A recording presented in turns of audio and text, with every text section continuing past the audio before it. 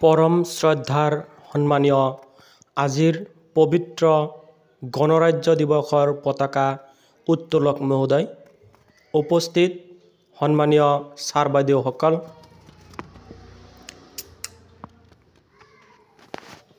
অভিভাৱক অভিভাৱিকাসকল আৰু মোৰ মৰমৰ বন্ধু বান্ধৱীসকল,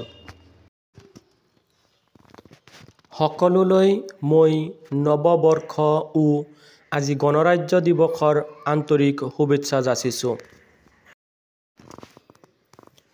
আজি আমি একত্ৰিত হৈছোঁ এটা বিশেষ উদ্দেশ্য আগত ৰাখি, সেয়া হৈছে গণতন্ত্ৰ বা গণৰাজ্য দিৱস।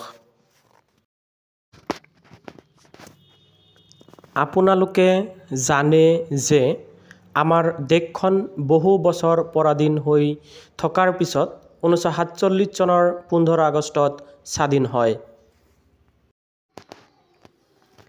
স্বাধীনতাৰ লগে লগে দেশখন চলিবলৈ এখন সংবিধানৰ প্ৰয়োজন হয়। সেয়েহে ডক্টৰ বি.আৰ. আম্বেদকাৰক সংবিধানৰ খচৰা সমিতিৰ সভাপতি আৰু সংবিধান সভাৰ স্থায়ী সভাপতি হিচাপে ডক্টৰ ৰাজেন্দ্ৰ প্ৰসাদক নিৰ্বাচন কৰা হয়।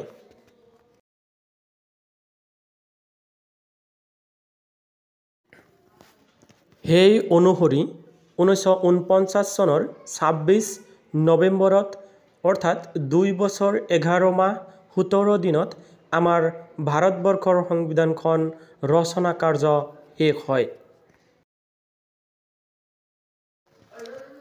বিভিন্ন অসুবিধাৰ বাবে 1950 চনৰ 26 জানুৱাৰীৰ পৰাহে আমাৰ সংবিধানখন আমাৰ দেশত কাৰ্যকৰী হৈ উঠে।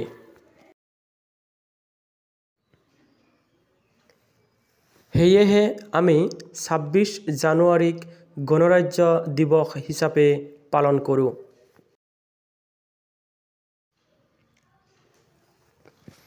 ভাৰতবৰ্ষৰ উন্নতি তথা ইয়াত বাস কৰা প্ৰতিগৰাকী নাগৰিকৰ মংগল কামনা কৰি মই মোৰ চমু বক্তব্য সামৰিছোঁ।